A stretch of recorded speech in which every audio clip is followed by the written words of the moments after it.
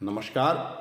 मैं अरुण कौशिक भारतीय आज आपसे एक राजनीतिक व्यक्ति के तौर पर नहीं बल्कि एक राजनीतिक विश्लेषक के तौर पर बात करूंगा। जैसा कि आप सभी को पता है कि 5 राज्यों में चुनावी बिगुल बज चुका है और आज मैं बात करूंगा उत्तर प्रदेश की। उत्तर प्रदेश में अभी तक अब से 4-5 दिन पहले तक ये पोजीशन थी कि अखिलेश भारतीय जनता पार्टी की मनचाही पिच पर बैटिंग कर रहे थे। भारतीय जनता पार्टी की रणनीतियों पर अखिलेश काम कर रहे थे, अपनी रणनीतियों पर नहीं।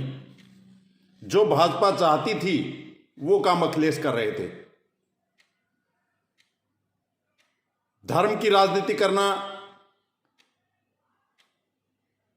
जाति की राजनीति करना वैसे तो सारी पार्टियां करती हैं, लेकिन अखिलेश ने पिछले कुछ समय में ब्राह्मणों के लिए अलग से ब्राह्मणों की मीटिंग बुलाई, कुछ इस तरह के काम किए जिससे ब्राह्मण खुश हो जाएं और अलग अलग जातियों के तौर पे कि फलां जाति खुश हो जाए, ये खुश हो जाए, वो खुश हो जाए और ये लोग मेरे साथ जुड़ जाएं, मुझे वोट करें।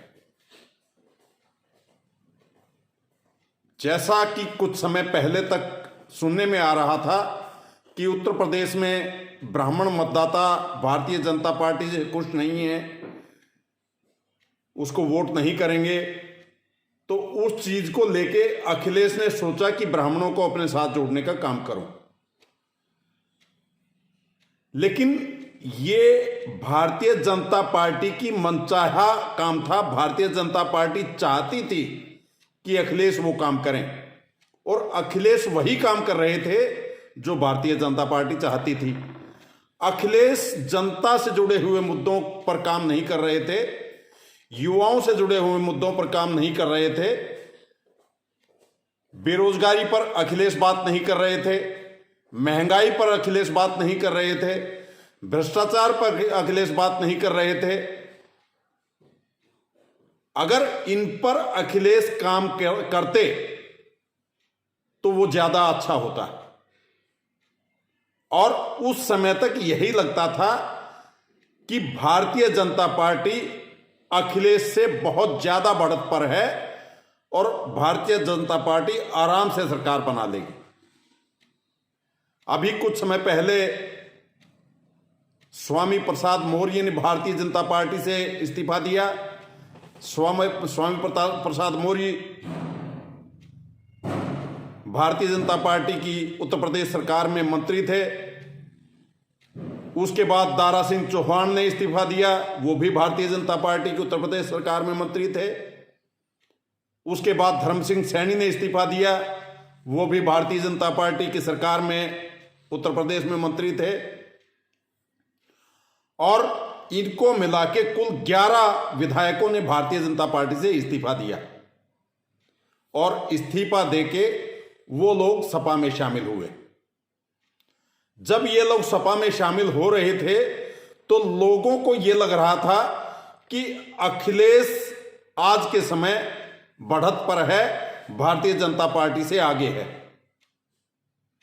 लेकिन आज 16 तारीख है, 16 जनवरी।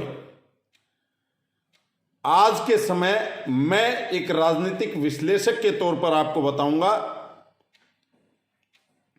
आज भी भारतीय जनता पार्टी आराम से सरकार बना रही है।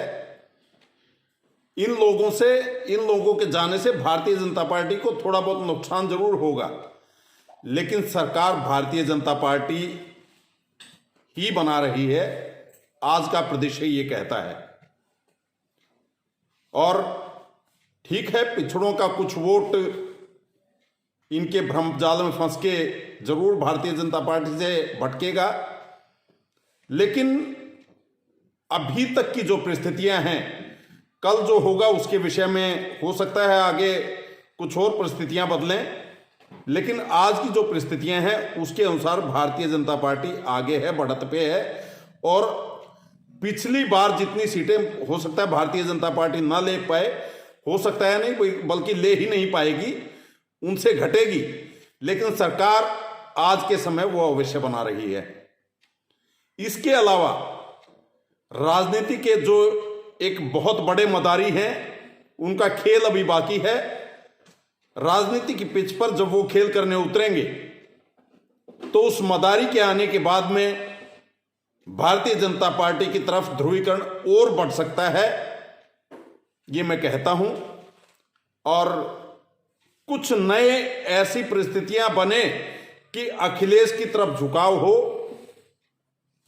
वो समय बताएगा अगर कोई ऐसा घटनाक्रम होता है तो। लेकिन आज के समय भारतीय जनता पार्टी सरकार बनाने जा रही है, और अभी कुछ आगे घटनाक्रम होगा, कोई ऐसी बात होगी तो मैं उस विषय पर जरूर फिर से आपके सामने आऊँगा और बताऊँगा। लेकिन आज की आप मेरी बात नोट कर लें, भारतीय जनता पार्टी बढ़त पे है, सरकार बना रही है। जय हिंद, जय भारत।